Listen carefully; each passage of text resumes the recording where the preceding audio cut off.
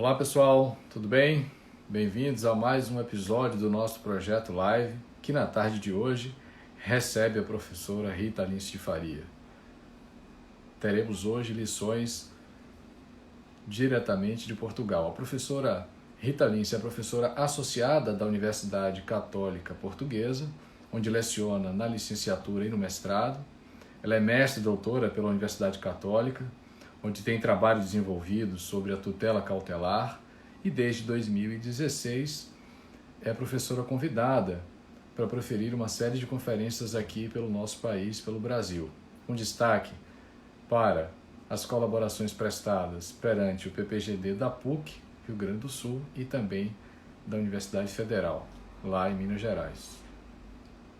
O tema da nossa live está aqui já, inversão do ônus da prova. Vou dando aqueles 2 minutinhos para vocês ingressarem na live. É o tempo também que eu já vou sinalizando o tema aqui.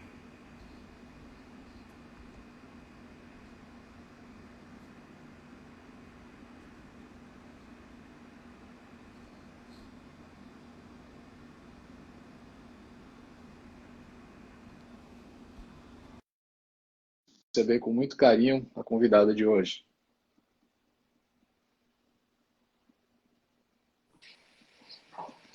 Olá, minha querida amiga, tudo bem? Bem, Marcelo. Olá.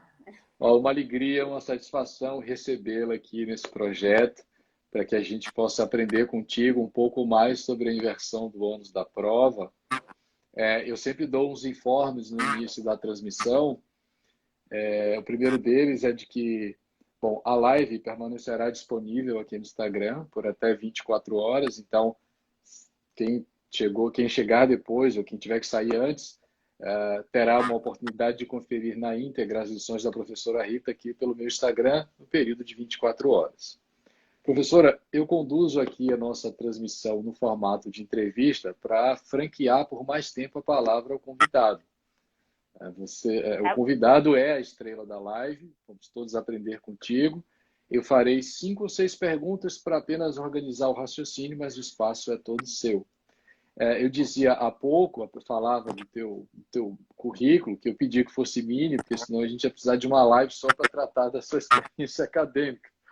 Mas destaquei aqui, você é mestre e doutora pela Universidade Católica, onde tem trabalho desenvolvido sobre a tutela cautelar, é professora associada da Universidade Católica Portuguesa, onde leciona para a licenciatura e para o mestrado.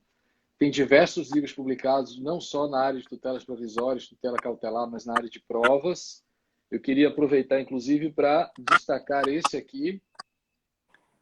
Certo, é o último. Perfeito. É isso.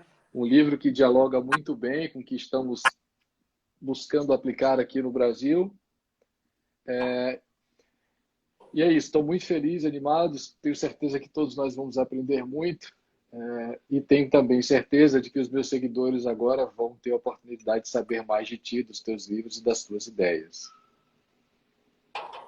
Obrigado, Marcelo. Eu é que agradeço. Gosto muito de estar aqui em direto contigo e para o Brasil, de onde tenho muitas saudades, onde sou sempre muito bem recebida, portanto tenho muitas saudades mesmo.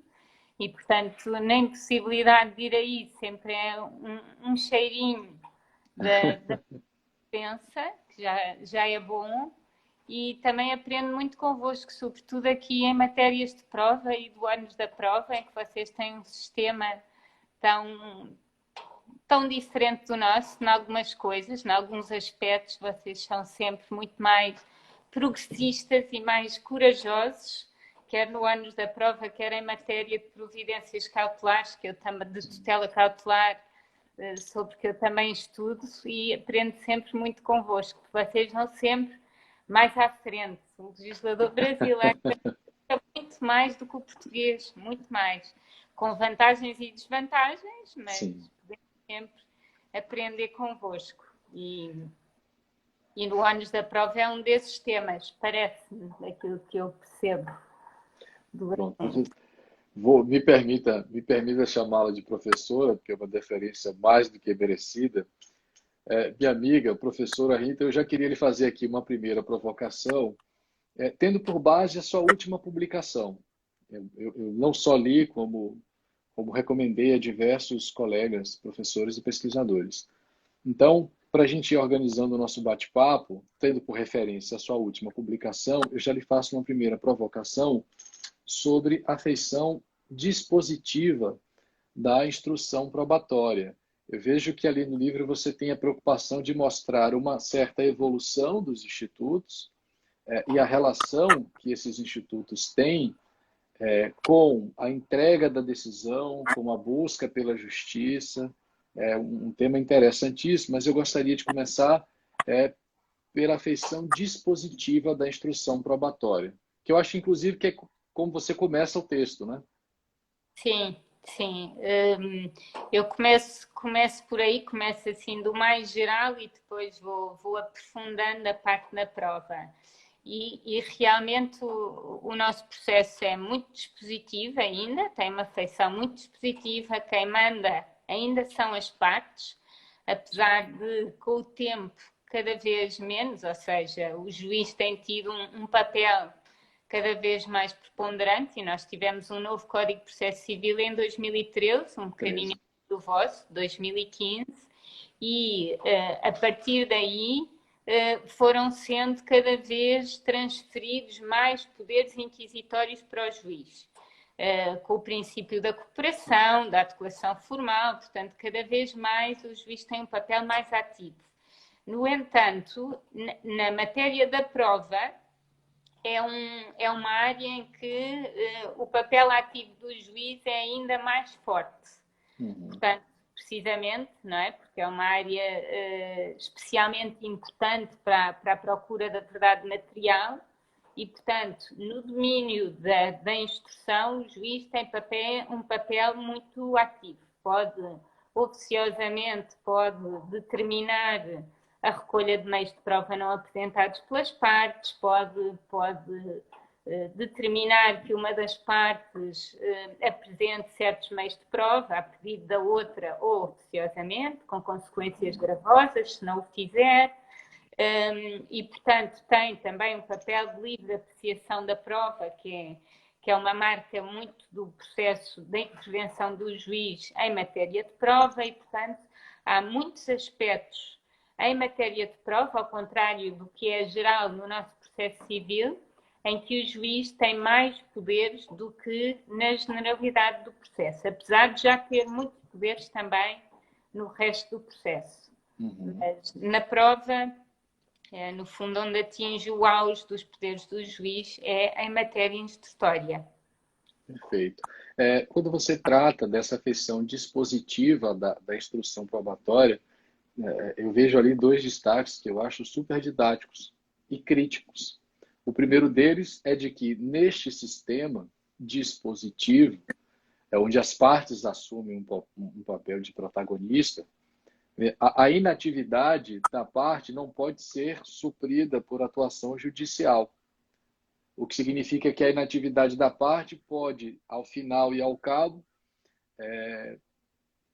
justificar uma sucumbência das pretensões ou improcedência de um pedido. Quer dizer, o protagonismo aqui das partes nesse sistema dispositivo também tem um custo, né? E aqui você já começa a tratar também da etimologia da palavra ônus da prova, né?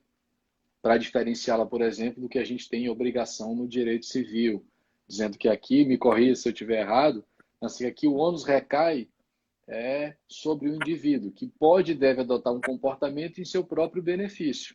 Então, aqui no sistema dispositivo, você fala em ônus, porque se ele não se desincumbir desse ônus, não chamar para si a responsabilidade, sistema dispositivo, o juiz não vai compensar isso, e sem que se possa chegar ao âmago dos fatos, provavelmente a pretensão será ou improcedente, ou sequer se vai avaliar isto. E aí você já nos remete à questão do ônus, né? No sentido que me parece que é subjetivo. Queria que você me escorresse um pouquinho sobre isso também.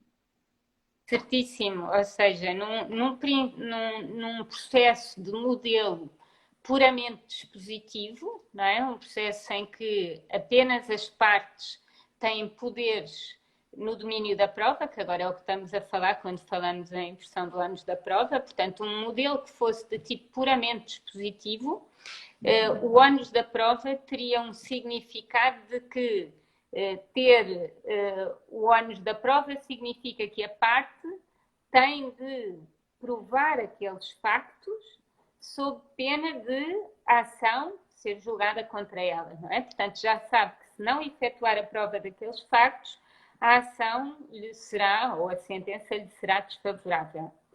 Num sistema em que existam mais poderes inquisitórios do juiz em matéria de prova, como é atualmente o processo civil português, portanto, houve uma evolução e atualmente em matéria de prova é um processo mais inquisitório, num modelo em que o juiz tem mais poderes, nomeadamente podendo recolher ou determinar a recolha de provas oficiosamente, um modelo em que qualquer prova trazida ao processo é relevante, independentemente de provir da parte que tem o ônus da prova ou não.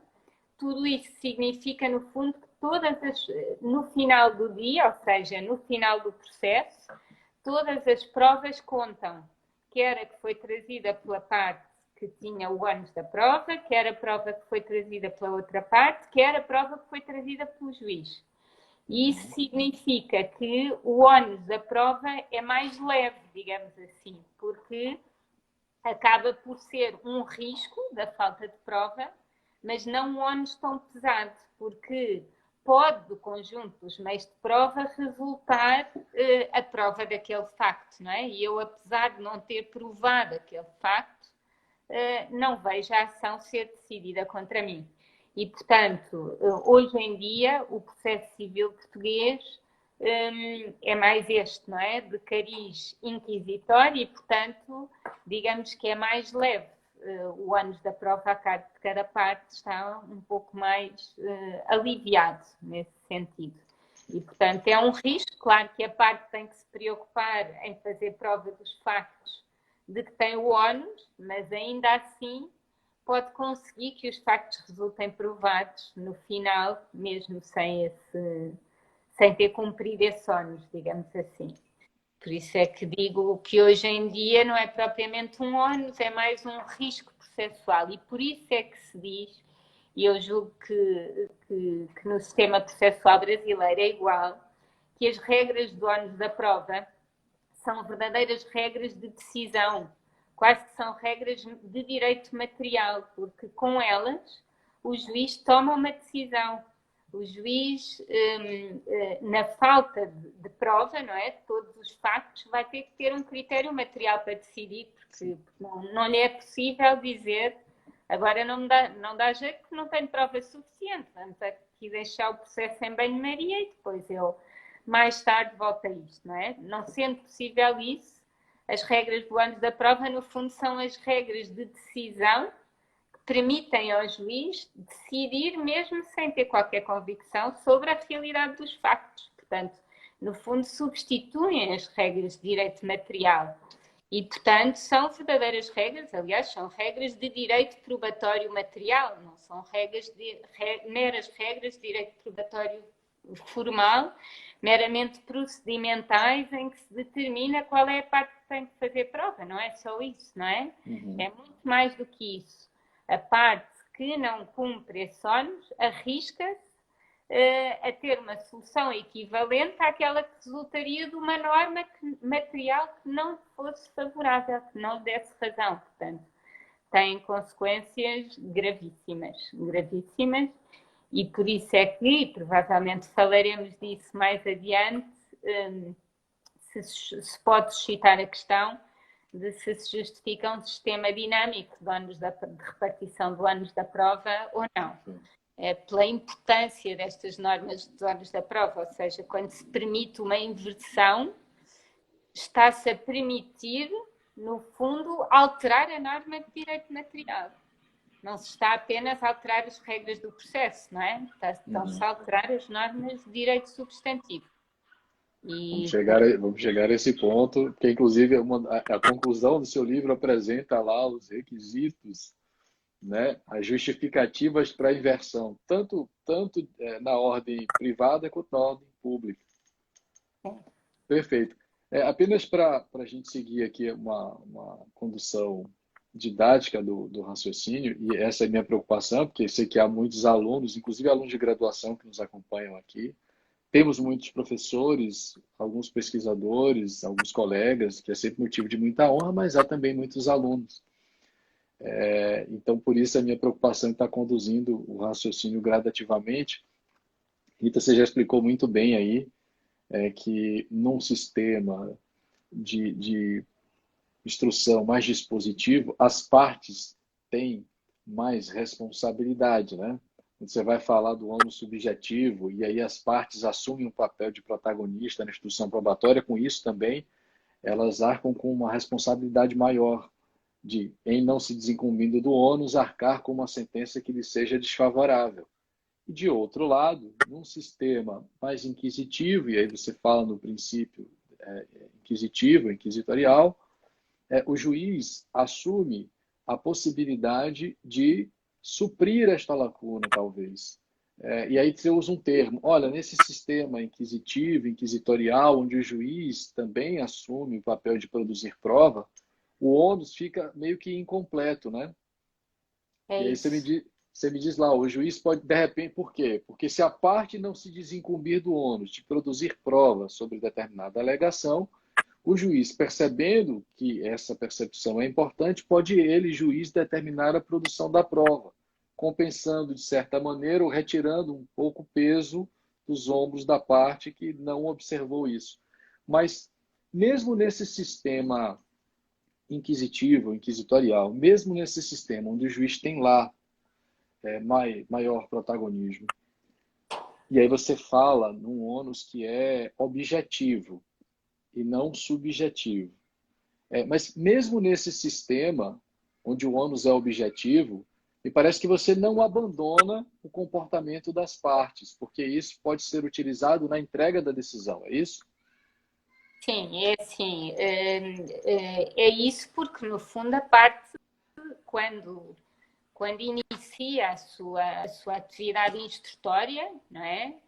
Pode estar à espera, não pode estar a contar, porque é verdade que é pouco frequente que isso aconteça, não é? E mesmo, apesar do juiz poder ter um papel à matéria de instrução, ainda assim é o papel complementar, não é? O juiz não pode substituir-se às partes em matéria de prova, portanto pode complementar a probatória das partes, podendo supri-la de forma complementar. E, portanto, e para além disso, não é muito frequente que a outra parte traga ao processo meios de prova que vão beneficiar a parte contrária, não é?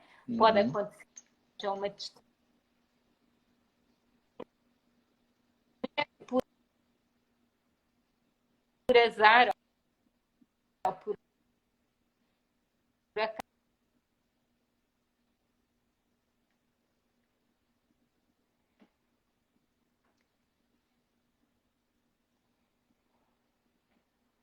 Pronto, amiga. Eu não sei se você me ouve bem, minha amiga. Estamos com. Pronto, aí voltamos. Ficamos com um pequeno problemazinho de conexão, o que aqui tem sido frequente. Eu vou, inclusive, já desabilitei os comentários para a gente ganhar estabilidade. Vamos aguardar um pouquinho aqui para ver se a gente retoma o sinal Testemunhar não e sigo. segue com a transmissão.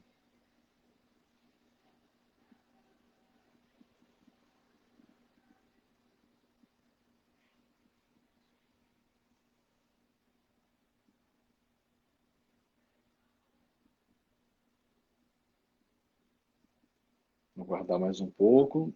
Se a gente não, se a gente não conseguir retomar,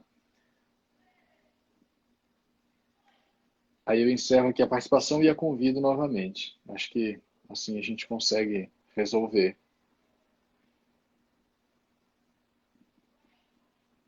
Vamos lá, farei isso.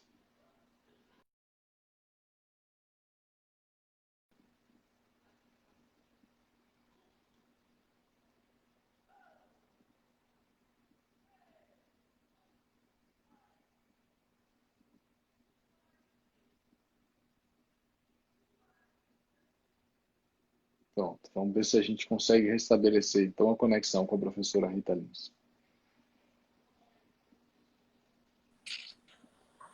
Pronto, já estou de volta. Voltamos. Lhe peço desculpas, mas a conexão aqui também não é das... Pronto, já estamos de volta. Já estamos brigando por mais um direito fundamental agora, da conexão estável. Vamos lá. É mesmo, a época de confinamento é um problema aqui em casa também, com muita gente a usar a internet ao mesmo tempo. Às vezes temos que hackear proporcionalmente a internet. Ó, você, quando a conexão interrompeu, você nos ensinava que o juiz, embora possa produzir prova de ofício, não pode tomar o lugar da parte. Certo. O juiz não pode tomar o lugar da parte e também é pouco frequente que a outra parte, não sei se chegaram a ouvir essa parte, mas que a outra parte traga provas favoráveis à parte contrária, não é? E, portanto, as regras sobre o ônus da prova têm que ser regras que vão orientar as partes no sentido de que aqueles factos é importante provar. E, portanto, ainda que seja um ônus da prova em sentido objetivo, isso não quer dizer que a atividade de cada uma das partes não se tenha que preocupar em demonstrar os factos que lhe são favoráveis, claro, porque senão arrisca muito, não é? Arrisca muito. Vou lhe fazer uma outra provocação, tendo por base aqui no seu último livro. Você já nos antecipou que as regras sobre ônus da prova vão se situar ali pelo direito material. Se eu não me engano, acho que está lá pelo Código Civil Português, 342, se a memória não me traz, 342 do Código Civil traz a regulamentação do ônus da prova, que já deixa claro qual é a proposta, né? Onde é que você enquadra as regras que tratam do ônus da prova no direito material. E ali eu vejo outra consideração sua que acho brilhante, a de que o ônus da prova viabiliza muitas vezes a decisão. É uma condição de possibilidade para que o juiz decida respeitando a vedação ao non liquid. Quer dizer, você de um lado diz que o juiz não pode se eximir de julgar, mas há casos, e você traz vários exemplos, onde não é possível se chegar ao âmago da questão, e como o juiz não pode, com base nos fatos, entregar uma decisão, as regras do ônus da prova podem viabilizar isso. Eu acho essa consideração fantástica. Queria que você falasse um pouco sobre isso para a gente. No fundo, as regras sobre o ônus da prova, como eu dizia há pouco, são regras de decisão, não é? São regras, o juiz não julga, mas julga, não é? Acaba por julgar, portanto, não julga com base na prova dos factos, portanto, não julga com base na verdade material, embora é sempre relativa à verdade material, porque mesmo aquela que teoricamente é a verdade material é uma verdade que assenta numa convicção subjetiva e que nós sabemos que pode não corresponder à verdade material, não é? O processo que se aproxima o mais possível da verdade material, mas sabemos que há casos em que isso pode não acontecer, que esse é o risco do processo, ser uma criação humana, com todos os defeitos que tem. Mas, no caso do recurso às regras sobre o ônus da prova, é assumido que a decisão do juiz não é uma decisão com base na justiça material do caso, não é? É uma decisão que é tomada através de regras supletivas que permitem equiparar, digamos assim, o mais possível a uma justiça material. E aqui, porque é que eu digo equiparar? Porque as regras do ônus da prova não são feitas ao acaso, não é? As regras de distribuição do ônus da prova têm na sua base uma razão de ser que nos diz que a parte que tem um direito, não é? Se, em princípio, se não consegue demonstrar os factos constitutivos da existência desse direito, é porque provavelmente não o terá, não é? E, portanto, por detrás das regras de distribuição do ônus da prova está uma presunção de algo mais fundo, não é? Não são só regras processuais, é porque, em princípio, a parte que não consegue provar é porque não tem o direito, porque se o tivesse, ter-se-ia preocupado em recolher meios de prova para que o pudesse demonstrar em juízo, não é?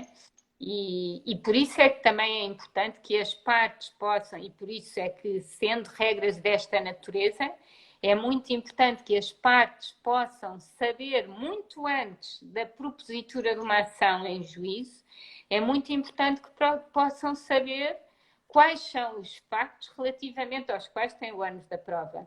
E por isso é daí também esta natureza de direito probatório material das regras sobre o ônus da prova, que tem tantas implicações, nomeadamente a aplicação no tempo destas normas do ônus da prova. Ou seja, o devedor que paga preocupa-se em receber o correspondente recibo para demonstrar, eventualmente, um dia mais tarde, que já pagou. Não é? E, portanto, as regras do ônus da prova vão muito para além da demonstração de um direito em juízo. Elas começam a operar muito antes da existência de qualquer litígio.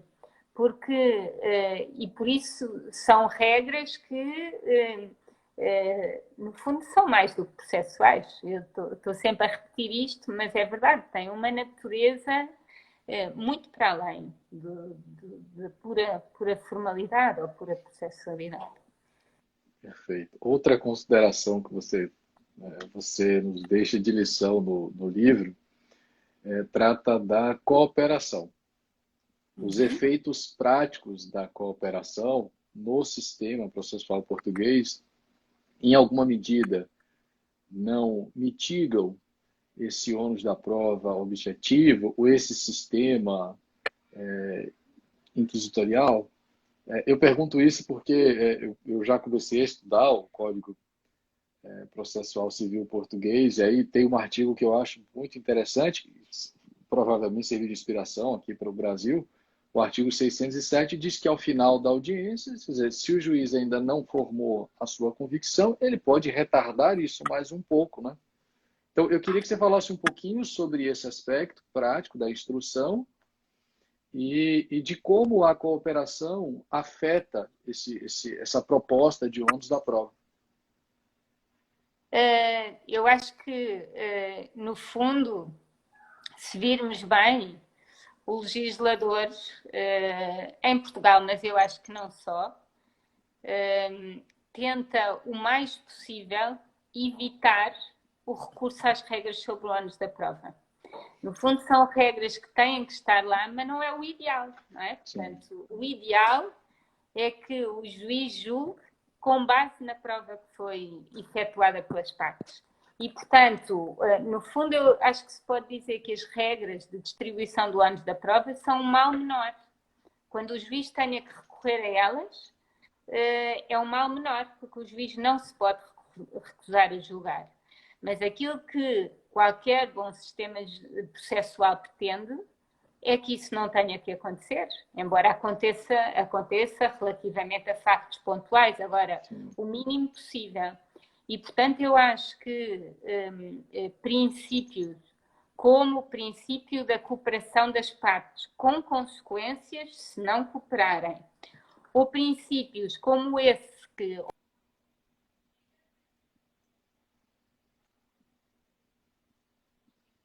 ao juiz, como essa de que possa, no fim da audiência, retornar à audiência ou reabrir a audiência para poder produzir mais provas sobre aqueles factos que considere que ainda não está suficientemente esclarecido, no fundo, são formas de escape ou válvulas de escape para que o juiz não tenha de chegar a ter de decidir sobre ou a ter de recorrer ao ônus da prova. E, portanto, e por acaso o processo civil português tem muitas normas desse género, porque permite e empurra muito o mais possível para a aquisição da prova de todos os factos no processo. E essa da cooperação é uma delas, que é importantíssima, porque a consequência da não colaboração de alguma parte em matéria probatória pode ter como consequência, inclusive, a inversão do ónus da prova, no limite, desde que haja uma atitude culposa da parte que não colabora. E, por outro lado, é possível, ainda que não haja uma atitude culposa, se a parte não colaborar, o juiz aprecia livremente essa recusa para efeitos probatórios. Portanto, no fundo, acaba por ser dada aqui uma possibilidade anterior ao recurso às regras sobre distribuição do ónus da prova para permitir que o juiz não tenha que recorrer a elas, no fundo. A cooperação talvez favoreça a utilização do ônus da prova como última raço para a entrega da decisão. Sim, claramente. Eu vou lhe fazer uma próxima provocação, porque gostaria que você pontuasse aqui as razões que justificam a inversão do ônus da prova, tanto sobre a perspectiva do particular quanto sobre a perspectiva do poder público. É assim, eu acho que as razões, há várias que podem justificar, e por trás de cada inversão estabelecida pela lei, muitas vezes há razões diferentes. Uma delas, e de facto a mais, é verdade, a mais frequente, é a dificuldade da prova pela parte a quem esse ónus incumbiria. E, portanto, por exemplo, no caso das ações de simples apreciação negativa, em que é muito difícil para o autor demonstrar a inexistência do direito, será mais fácil ao réu demonstrar a existência do seu direito. Ou em ações, por exemplo, há um caso que cá em Portugal não é contemplado nas inversões do ônus da prova, mas que se discute muito se não deveria ser legalmente contemplado, que tem a ver com as ações de responsabilidade civil por erro médico, por exemplo, em que não temos nenhuma norma que o preveja, mas há uma consciência da jurisprudência de que na responsabilidade civil por erro médico é muito difícil ao lesado, ao paciente, conseguir provar a existência de um erro, do nexo de causalidade e de uma culpa, e que será eventualmente mais fácil à outra parte demonstrar o respeito pelas leis da arte, etc., que afasta essa responsabilidade. Apesar de tudo, discute-se cá na jurisprudência esse caso, mas a verdade é que o Código de Processo Civil português não admite inversões do ônus da prova à margem da lei e não há nenhuma norma que o preveja. Mas há outras que o prevêem, como é o caso em matéria de tutela dos consumidores, tutela do produtor, etc. Há normas específicas que prevêem casos de inversão do ônus da prova. Mas há outras razões. Esta para mim é a mais frequente. É passar para a parte que tem mais facilidade em demonstrar o facto, passar a prova para o outro lado. É mais frequente. Mas há outras. Por exemplo, muitas vezes há uma questão de tutela da parte mais débil da relação jurídica, não necessariamente daquela que tenha mais dificuldade em efetuar a prova, mas da parte mais débil da relação jurídica. Outras vezes pode ser uma sanção para alguma das partes, no caso da inversão do ônus da prova, quando uma das partes dificulta a outra, torna impossível à outra a realização da prova, como é o caso de uma ação de anulação do testamento, em que a parte que está na posse do testamento o destrói, por hipótese, não sendo essa parte que tinha o ónus de provar os factos constitutivos da anulação do testamento. Portanto, há muitas causas que estão por trás. A inversão, nesse caso, pode servir como sanção para coibir a prática de determinado comportamento durante a relação processual. Certíssimo, sim. Né? O que também, eu acho que, na minha percepção, fortalece a exigência da cooperação processual. É, aliás, uma das consequências, é a consequência mais forte da inversão do ônus da prova, desculpa, a consequência mais forte da violação do princípio da cooperação é a inversão do ônus da prova. A inversão do ônus da prova é muito frequente, nomeadamente, e tem um impacto muito grande, sobretudo quando aquele meio de prova que a outra parte não permite é o único possível. Por exemplo, nas ações de investigação da paternidade, em que o pertence pai se recusa a efetuar os testes de ADN, não é? Que é o meio de prova mais fidedigno, não é? Para esse efeito. Há muitos casos em que a nossa jurisprudência considera que aí, como a contraparte torna impossível ou muito difícil a prova à parte que teria o ônus da prova, então há uma inversão do ônus da prova e, portanto, será o pretenso pai que terá de demonstrar que não é pai, o que é extremamente difícil, não é? Essa semana nós tivemos uma decisão do STJ que flexibilizou um dos seus próprios enunciados, a súmula 301, de uma investigação de paternidade sobre a alegação de que a prova pericial, o exame de DNA produzida à época, que data de 25 anos, teria sido adulterada. Da dificuldade de se demonstrar que à época você tinha uma única empresa produzindo esse tipo de exame, que a prova seria adulterada. E isso essa foi a base utilizada pelos ministros aqui do Superior Tribunal de Justiça para flexibilizar uma dos seus enunciados, uma das suas súmulas, a súmula 301. Eu vou tomar a liberdade de encaminhar o julgado, porque vai ao encontro do que você defende aí. Inclusive, a investigação de paternidade é um dos exemplos que você traz no livro. É um dos exemplos, porque é muito frequente, porque a questão se coloca com muita frequência em matérias de investigação da paternidade. Não é só, mas é aquela em que, precisamente pela fiabilidade desse exame, não é? E pela dificuldade de prova, sem ser por essa via, não é?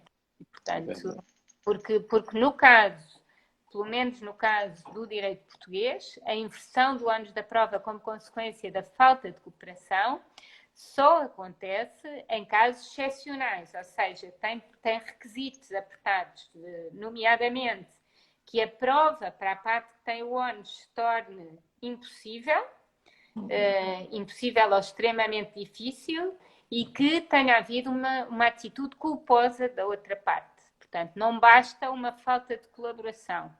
Portanto, é mesmo a sanção última para a falta de cooperação. Não é assim a primeira sanção é a multa e a livre apreciação do julgador. E só no caso de haver uma violação do princípio da boa-fé, etc., é que se justifica essa inversão. Faz todo sentido, porque senão você acaba premiando aquele que não se comportou dentro de um padrão, talvez ético, de cooperação. O juiz inverte o ônus da prova, mesmo tendo o adversário, não é, condições de produzir a prova. Vou colocar aqui para simplificar, autor e réu. Então você imagina uma situação onde o autor não coopera, mas essa falta de cooperação não retira do réu as melhores condições de produzir a prova. Você pode trabalhar com a multa para inibir que o autor reitere esse comportamento, mas não há razões práticas para só por conta da falta de cooperação do autor você inverter o ônus, porque se você inverte o ônus, você retira do réu a possibilidade dele produzir a prova, sendo ele, réu, quem tem as melhores condições de produzi-la. Não faria realmente sentido. Agora, de outro lado, quando a falta de cooperação retira do adversário as condições de produzir a prova, destruição de um documento, das condições melhores para a produção de uma perícia, por exemplo, Aí faz sentido você trabalhar com a inversão. Claro, Perfeito sua consideração. claro. É das considerações que eu digo aos meus alunos. Isso a gente consegue deduzir. Não há razão para decorar isso. Faz todo sentido. Aliás, a maior parte das soluções jurídicas, nós não chegamos lá pela intuição jurídica, É, das duas, uma. Ou há um problema connosco ou com a solução jurídica, porque tem que haver tem que ser intuitivas naturalmente para o senso jurídico, não é? Para o sentido de justiça, até de um aluno. Eu gosto muito de fazer com os meus alunos que às vezes colocar-lhes um caso de matéria que eu ainda não dei. Porque às vezes até o eles já saberem atrapalha mais do que eles tentarem pela intuição jurídica conseguir chegar à solução, porque as soluções têm que ser intuitivas e sobretudo no processo, as soluções são instrumentais, não é? Para algo que tem que ser um instrumento. Se não são um instrumento, então não devem valer como soluções de processo. o excesso de racionalidade, formalidade, inibe, por vezes mata essa intuição que é tão cara para a promoção da justiça, né? É É verdade. verdade. É, é verdade. Ela está lá muito antes da razão, nós já nascemos com ela. Perfeito. Tem há diversos textos aqui, diversos autores que corroboram isso. Vou citar um deles, o Gadamer, que escreve verdade e método, mas o que ele quer dizer é que há verdade independentemente do método. E a arte é a prova viva disso, né?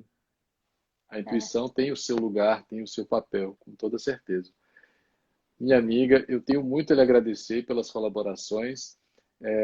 Temos 40 minutos de live, mas eu não desconsidero o fato de que aí já são quase 10, né? Porque temos o fuso, Sim, aqui já é tarde, sim. então deve estar cansado.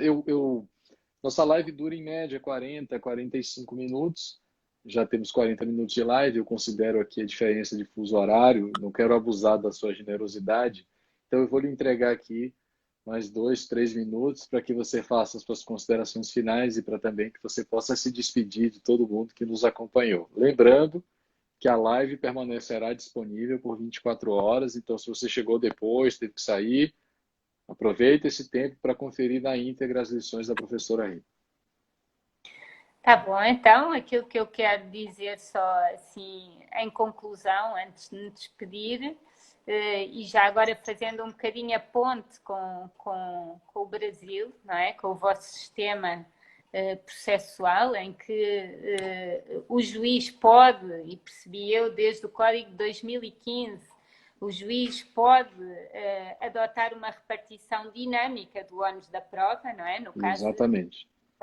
da prova de uma das partes e de facto coloca um poder na mão do juiz grande, não é? Porque as regras sobre o ónus da prova são regras de decisão.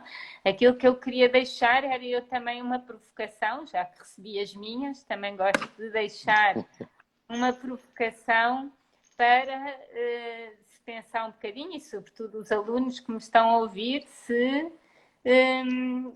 fará sentido conferir ao juiz um papel tão amplo ou se esse poder não poderia ser de outra forma, de uma forma mais equilibrada e com uma maior segurança jurídica através de outros instrumentos dado ao juiz. Pronto. E, portanto, era essa a provocação que eu queria deixar. E queria-me despedir e agradecer a oportunidade também. Foi um gosto estar aqui à conversa. Passou tão rápido, apesar de aqui ser de noite, passou muito rápido e nem dei pelo tempo passar. Portanto, Eu digo sempre que live boa passa rápido. Quando você está. Registro aqui a presença do nosso amigo Beclaut, do grande César Roberto Bittencourt e tantos outros professores passaram aqui para lhe deixar um abraço. Tenho certeza que todos nós aprendemos muito. Eu sem óculos no meu telemóvel tão pequenino não vejo que está aí, mas depois eu vou ver e quero mandar um beijinho a todos, quem tenho saudades. Professora Rita, a senhora será sempre muito bem-vinda, você será sempre muito bem-vinda, o espaço é seu Lhe agradeço mais uma vez pela generosidade, né, e pela educação, pela gentileza, pela disposição. Eu fico também honrado de recebê-la aqui e de que com essa e de ter esse espaço para divulgar as suas ideias, os seus livros, viu? Conte sempre comigo, você será sempre muito bem-vinda. Espero que a gente possa se reencontrar em breve, quem sabe lá no Rio Grande do Sul, no evento do nosso querido Marco Jobim, ou no evento da ANEP, o presidente da ANEP passa aqui para deixar um abraço também. Quem sabe? Deus queira que sim. Mas pelo menos tivemos esta oportunidade, que já é uma coisa, já é um efeito bom da pandemia, dentre tantos maus. É verdade, é verdade. Mas isso vai passar. Eu tenho fé que nós vamos sair melhores e que logo nos encontraremos para muitas outras conversas sobre provas, sobre direitos, sobre vida. Espero que sim. Um Obrigada. grande abraço para você. Tudo de bom. Obrigada.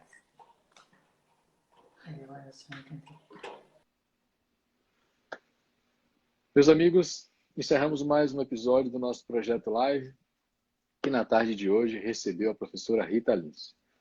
Ouvimos considerações super atuais, críticas e relevantes sobre a inversão do ônus da prova, tendo por referência o sistema português. Né? É bom lembrar que o Código Português, em boa medida, influenciou o CPC 2015 aqui do Brasil. Então, vale conferir na íntegra todas as lições apresentadas gentilmente pela professora na live de hoje. Registro aqui meu agradecimento aos seguidores e aos amigos que nos acompanham, o Beclaut, o Pedrinho, o César Roberto Bittencourt, a Raquel. Esse projeto só se realiza pelo prestígio que vocês nos atribuem e ele é pensado para levar informações para vocês. Tá bom? É isso. Logo mais eu anuncio o próximo convidado. Um abraço, fiquem com Deus, a gente se vê.